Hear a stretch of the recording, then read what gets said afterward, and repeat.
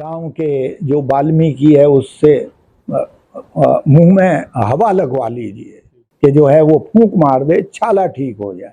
मुद्दे की बात में कृष्ण कौशिक के साथ। आज का मुद्दा है जाति। चाहे संसद हो, चाहे सड़क हो, चाहे कश्मीर से कन्याकुमारी तक की बात हो, चाहे राजनीतिक गलियारे हो, सब जगह जाति जाति जाति शब्द गूंज रहा है। आज कुछ SC ST वर्ग के लोगों ने भारत बंद का आह्वान भी किया हुआ है और शहर से ले गांवों तक जातिगत सभाएं बनी हुई हैं जो अपनी अपनी जाति को रिप्रेजेंट करती हैं। हम हर जाति को टच करने का प्रयास करेंगे, उसे जानने का प्रयास करेंगे आखिर वो जातिवाद को लेकर क्या सोचते हैं। इसी कड़ी को लेकर हम पहुंचे हैं आज जिला फरीदाबाद ब्राह्मण सभा के जिलाध्यक्ष ब्रजमोहन बातिश जी के पास। उनसे जानेंगे कि जातिवाद या जाति को लेकर वो क्या सोचते हैं। प्रधान जी नमस्कार, मुद्दे की बात में आपका स्वागत है। जाति शब्द बड़ा पूरे देश में गूंज रहा है, चाहे सड़क हो, चाहे संसद हो, चाहे राजनीतिक लोगों के बीच में हो। अब हरियाणा में चुनाव है, जाट गैर जाट और जहाँ जिस जाति के टिकटार्थी आएंगे उनकी जाति का बोलबाला रहेगा। क्या सोचते हैं आप?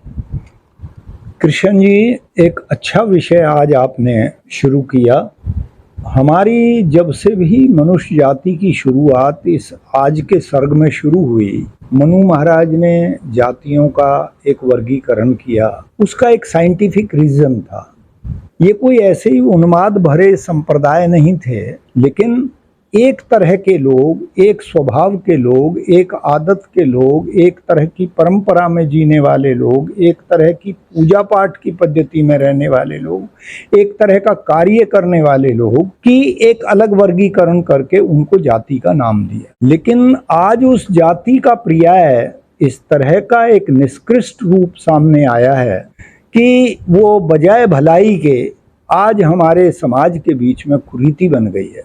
ये माना कि हम भी एक फरीदाबाद जिले में जातिगत संस्था चला रहे हैं, लेकिन इसका मतलब ये तो नहीं केवल हम अपनी भलाई की बात करें, केवल हम अपनी ही महिमा गाएं, और इसका मतलब ये तो नहीं कि हम दूसरे की बुराई करें, कि दूसरे का भला ना चाहें, कि दूसरे को निष्कृष्ट समझें। ये तो वाद कहलाएगा। इसको जातिवाद की संज्ञा दी गई है। वाद शब्द बुराई में गिना जाता है, लेकिन अगर इसके असली मायने जाने जाएं तो इसके अपने फायदे भी हैं।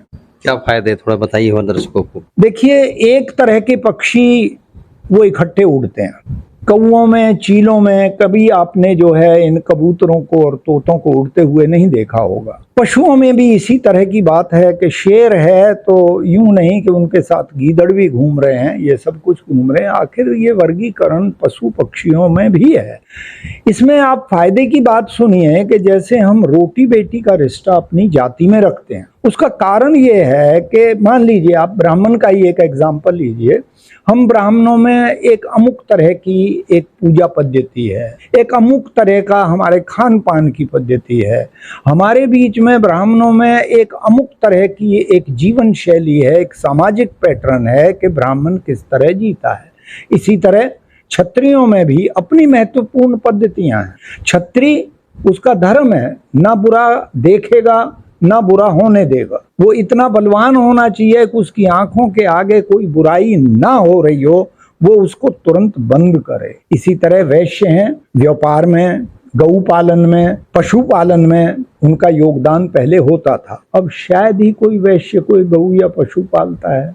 शूद्र जो है अपने जीवन को सेवा करके, दूसरों की सेवा करके आगे बढ़ता था, तो वो निष्कृष्ट कार्य नहीं था। अगर ये शरीर में बांटी हुई बातें थीं कि ब्राह्मण सिर जैसी जगह ब्राह्मण की है इस मनुष्य शरीर में, और शूद्र की जगह पांव जैसी है, तो पांव किसी भी तरह सर से नीचा नहीं है, निष्कृष्ट नहीं है। उसका भी मुक्ति पाने का एक तरीका है, वो वहां से उसी परमपिता परमात्मा के पास जा सकता है जहां ब्राह्मण पहुंचता है। इस जाति के अपने कुछ फायदे भी हैं, लेकिन अब ये एक ऐसी बात हो गई है राजनीति में तो कि उसी के बेस पे ये इन दलों की टिकटें बंटती हैं, उसी के बेस पे। और यहाँ तक होने लगा है जो एक पैटर्न 10 साल के लिए चला था इस देश के अंदर आरक्षण का, आज सदी पूरी होने को जा रही है, लेकिन वो जो है उनमें भी आपस में झगड़े हो गए हैं कि भाई जो है जो क्रीमी लेयर है आरक्षित जातियों में, उनको भी कुछ अलग से वो मिले, तो पता नहीं ये क्या होने लगा है। ब्राह्मण एक सोच रखता है, हाँ दलितों को, गरीबों को, डाउन ट्रोडन को कोई आगे के लिए सहूलियत जरूर मिले। सरकार का ये फर्ज बनता है कि गरीबों की सहायता, सरकार का ये फर्ज बनता है कि कोई यहाँ दीनहीन ना रहे, लेकिन उनको उस दीनता और हीनता से हटाने की कुछ भी सहूलियत आप दीजिए। आप एक गरीब के बच्चे को, एक दलित के बच्चे को, डाउन ट्रोडन के बच्चे को पढ़ाई में इतनी सहूलियत दे दीजिए कि वो यूं ना कहे कि मैं गरीब था इसलिए पढ़ नहीं पाया। आप जो है उस आदमी को स्वास्थ्य रखने के लिए उसको गरीबी उसके आड़े नहीं आने चाहिए, लेकिन उन सहूलियतों के बावजूद भी अगर कोई बच्चा, अगर कोई युवा अगर कंपटीशन में आगे ना निकले तो उसको कोई और वरीयता नहीं देनी चाहिए। ये ब्राह्मण की अप्रोच है। तो मैं ये मानता हूं कि अगर ये पुराने पैटर्न में जाति चले, अभी हमारी सभा को देख लीजिए आप, हम एक सभा चलाते हैं जिला लेवल पे और उसमें हर ब्राह्मण इसमें जुड़े हुए हैं, सब ब्राह्मणों का प्यार है। अभी आप हमारे यहाँ देखिए, हम जो हमारी एक्टिविटी है यहाँ सभा की, यहाँ एक छोटी सी लाइब्रेरी है, उस लाइब्रेरी में हर जाति का बच्चा, मैं आज कह रहा हूँ चाहे इस बात को एक एडवर्टीजमेंट के रूप में लोग लें कि हर जाति का बच्चा यहाँ निःशुल्क कोई पैसा दिए बिना हमारी लाइब्रेरी में आए, कंपटीशन की तैयारी करे, एसी की सुविधा मिलेंगी, आपको वाईफाई की सुविधा मिलेगी, आपको यहाँ वॉशरूम और ये सब कुछ और पीने का आरओ का पानी सबकी फैसिलिटी मिलेगी। सुबह से शाम तक यहाँ बच्चे हर वर्ग के आकर फायदा उठाते हैं। दूसरी बात, हमने एक डिस्पेंसरी शुरू की है, हर जाति हर धर्म का आदमी उससे फायदा उठा सकता है।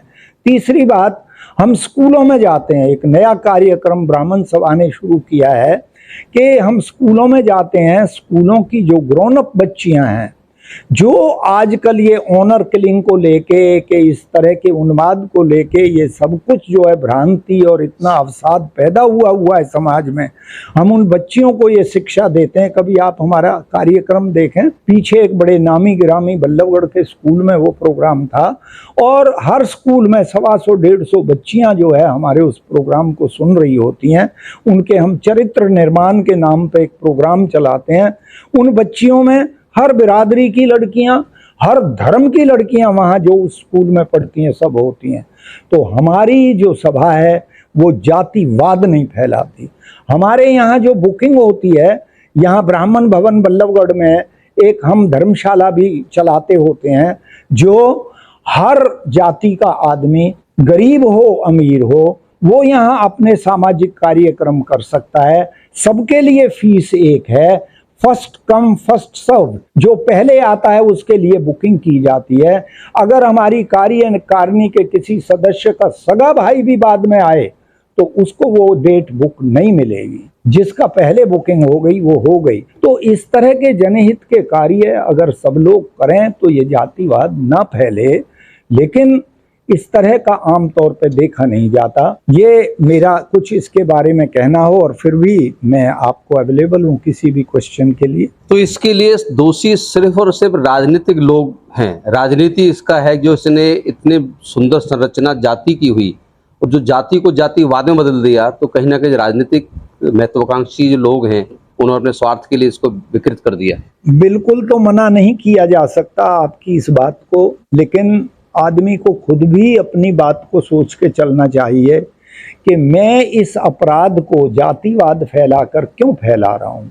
ठीक है, लोग अपने फायदे के लिए जातिवाद फैलाते हैं। आज सरकारों का, आज नेताओं का ये ट्रेंड हो चला है कि चाहे जैसे हो हमारा वोट बैंक बढ़े। अब उस वोट बैंक में अगर जाति भी फिट इन जरा अच्छी तरह से हो रही है तो पक्की बात है कि ये राजनेता भी इसमें एक भागीदार हैं कि जातिवाद को बढ़ावे में। अच्छा, एक सवाल और राजनीति से जुड़ा हुआ है। आजकल संसद में राहुल गांधी ने और जितना विपक्ष है एक बात पर जोर दे रहे हैं कि जातिगत जनगणना होनी चाहिए। इसको लेके क्या सोचते हैं? कृष्ण जी, मैं निपट राजनीतिक आदमी हूँ और मुझे इन ये देश हित में है या राजनीति के दाव पेचों का कुछ ज्यादा पता नहीं है, और मुझे उस बात की कोई बहुत गहराई भी पता नहीं है। इतना जरूर कहूंगा कि अगर ये जनमानस के कोई फायदे में काम नहीं है तो नहीं होना चाहिए। जनमानस के कोई चीज ये सोच के अगर कोई चीज की जा रही है कि हम वाकई देशभक्ति के से प्रेरित होकर कर रहे हैं, हर नागरिक का भला चाहते हैं, तब तो ऐसे काम किए जाएं। अगर इनके पीछे कोई स्वार्थ छिपा हुआ है, हम नेताओं से भी हाथ जोड़कर ये प्रार्थना करते हैं कि वो कार्य ना करें जिससे हमारा बुरा हो, हमारे नागरिक का बुरा हो। समाज बटे ना। समाज तो बटना ही नहीं चाहिए। हमारा समाज का मतलब होता है सामूहिक चलना, एक कदम से कदम मिलाकर चलना। आप हमारे गांवों की संरचना देखिए, आप देखिए, मैंने सुना है, मैंने देखा तो नहीं, हालांकि 79-80 साल की उम्र हो गई, लेकिन हमारे बुजुर्ग बताया करते थे, पता नहीं ये कहाँ तक सच है, मुंह में छाला हो जाए तो गांव के जो वाल्मीकि है उससे मुंह में हवा लगवा लीजिए कि जो है वो फूंक मार दे, छाला ठीक हो जाए। अब ये बात ठीक है कि नहीं, लेकिन अगर इन बातों को देखें तो वहां उस तरह का जातिवाद नहीं था जिस तरह का हम सोच के चल रहे हैं। जो घर में मजदूर काम करता था, वो जो धनी आदमी था जिसके घर में काम करता था, उस मजदूर के घर की और दूर दूर तक उसके बच्चों तक की वेलफेयर का काम वो अमीर आदमी करता था। इतना अच्छा ताना बाना था, बढ़ई बढ़ई का काम कर रहा है, लोहार लोहार का काम कर रहा है, कुम्हार के बिना घर नहीं चल रहा है, किसी भी आदमी के बिना, नाई का जो काम करते थे उनके बिना तो आगा ही नहीं चलता था। इन शादियों में, ब्याहों में एक इतना अच्छा ताना बाना, पानी किसने देना है, बिछाई किसने देनी है, वो जो है बर्तन जो मिट्टी के हैं वो किसने देने हैं, क्योंकि हर चीज़ बारात को मिट्टी के बर्तनों में ही दी जाती। मैं तो ये मानता हूँ कि हर जाति का उस टाइम इतना बड़ा सत्कार, इतनी बड़ी इज्जत, काश कि वो दिन फिर आ जाएं, भगवान से प्रार्थना करता हूँ। जो हमारी जीडीपी दुनिया की सबसे मजबूत जीडीपी थी, यही कारण था उसका कि जो हर हाथ को काम था। अगर वर्गीकरण था जातियों में, इस तरह से किया था, तो ये जीडीपी कहीं ना कहीं को मजबूत करने वाली भी प्रक्रिया थी। हाँ, अगर ये आदर, हर एक के प्रति आदर दोबारा से शुरू हो जाए तो हमारा देश सोने की चिड़िया फिर बन सकता है। धन्यवाद बातेश जी, आप सुन रहे थे ब्रजमोहन बातेश जी। हमने जाति से शुरू की और जाति को राजनीतिक लोगों ने जातिवाद में बदल दिया, और आज एक जातिवाद का जहर देश में इस तरह से घोला जा रहा है, कहीं ना कहीं जो देश के लिए बहुत घातक होने वाला है, क्योंकि जितना जातिवाद फैलेगा उतना देश कमजोर होगा और हम वर्गों में बंट जाएंगे, हमारी एकजुटता खत्म हो जाएगी। हम किसी और जाति के जो संस्था चलाने वाले जो हैं, क्योंकि हमारी सब दादरियों की सभाएं चल रही हैं फरीदाबाद में, उनसे जानेंगे कि वो जाति और जातिवाद को किस तरह से लेते हैं। आप जुड़े हुए थे मुद्दे की बात में कृष्ण कौशिक के साथ। हमारे साथ जुड़े रहने के लिए आपका बहुत बहुत धन्यवाद।